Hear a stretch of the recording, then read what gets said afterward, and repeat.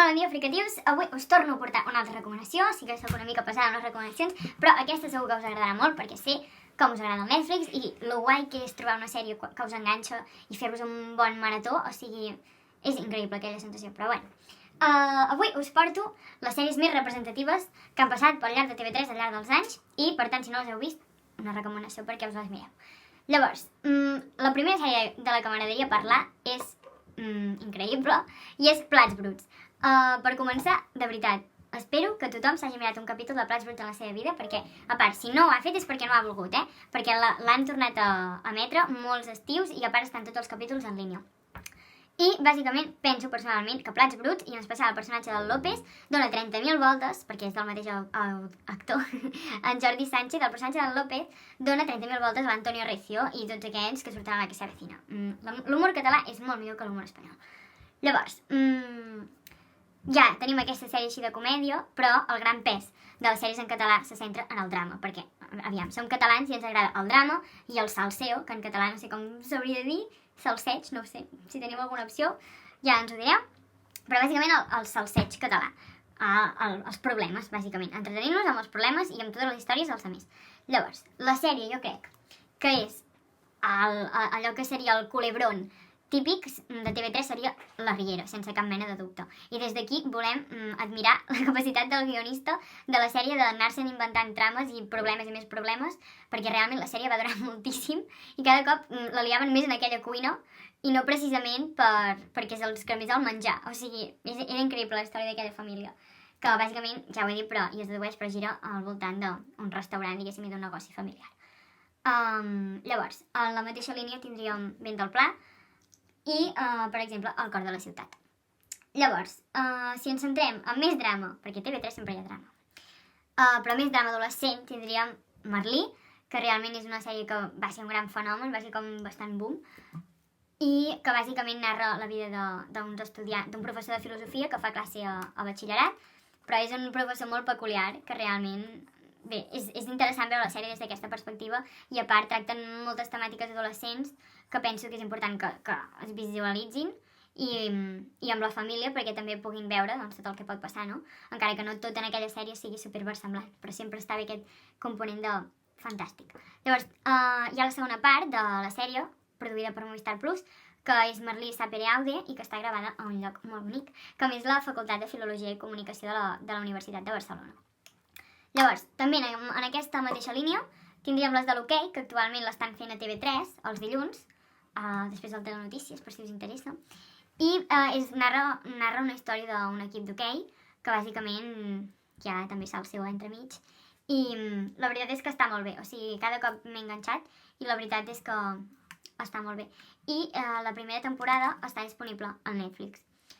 Llavors, també us podria recomanar Cites, que fa anys que es va acabar, però també hi ha tots els capítols en línia. I bàsicament és una sèrie que narra i que il·lustra molts diversos tipus de relacions sentimentals i amoroses. I la veritat és que també és una sèrie molt guai.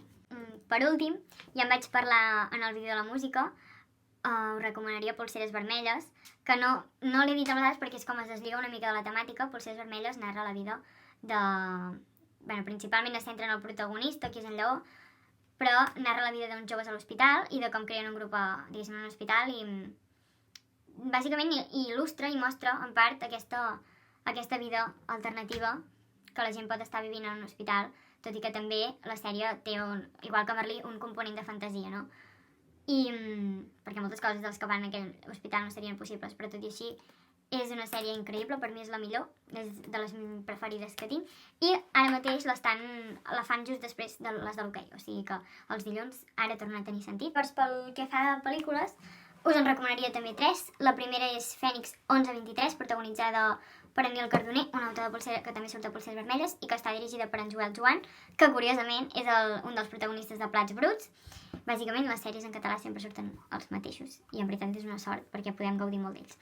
Llavors, aquesta pel·lícula es situa al 2004, si no vaig equivocada, i bàsicament explica la història d'un nen que envia un correu a un supermercat demanant que l'etiquetatge dels productes sigui en català, en comptes d'en castellà. Llavors reben, i que bàsicament que si no ho canvien, llavors els diu que no ho demanarà tan amablement.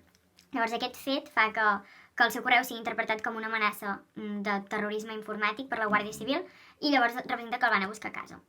I tota la pel·lícula doncs, es desenvolupa a partir d'aquest fet, no faré spoilers. Llavors, l'altra recomanació és Pa Negro, és una pel·lícula d'Agustí Villalonga, o Villalonga, en tot cas ho posaré correcte aquí, que tracta sobre la Guerra Civil Espanyola i realment la il·lustra diguéssim, com va afectar aquí a Catalunya. I la veritat és que està molt ben trobada i va guanyar molts premis. I l'última recomanació que tinc és una pel·lícula que es diu Herois, que està creada pels mateixos creadors de Polseres Vermelles, que són en Pau Freixas i l'Albert Espinosa. I bàsicament narra la història de l'últim estiu d'un grup d'amics i és molt bonica i també té com les mateixes bases de Polseres Vermelles, no? O sigui, aquesta manera de valorar més les coses essencials, no? I també com aquest component fantàstic, i és una pel·li molt bonica, amb una banda sonora dels 80, que personalment trobo que és molt guai. Llavors a nivell, diguéssim, que s'allunya una mica d'àmbit, ens agradaria recomanar-vos 2 podcasts de Spotify. El primer és un que ha sorgit fa molt poquet, que es diu Coses Modernes, que bàsicament són 3 noies, l'Olímpia Solà, l'Helena Roig i la Brunautet, que bàsicament conversen sobre temàtica sobretot de història de l'art i arquitectura, perquè estudien, bàsicament és el que estudien, però també aborden altres temes com literatura o l'actualitat o temes relacionats amb el feminisme, i és realment molt interessant. Llavors us el recomano totalment. I l'altre podcast també és un programa, recentment l'han convertit en un programa de TV3, que és el podcast de Catalunya Ràdio, que és de crims, que bàsicament són crims reals que van passar a Catalunya o a Barcelona, narrats per en Carles Porta, i realment penso que realment afecta perquè, clar, són crims reals, però vull dir, ho fan amb una sinceritat, però també amb un respecte que és de valorar i és admirable, perquè no és fàcil parlar de la mort i no és fàcil parlar realment d'un crim. Llavors, fins aquí el vídeo d'avui, espero que us hagi agradat molt i ja ho sabeu, ens veiem al pròxim dia Fregadius.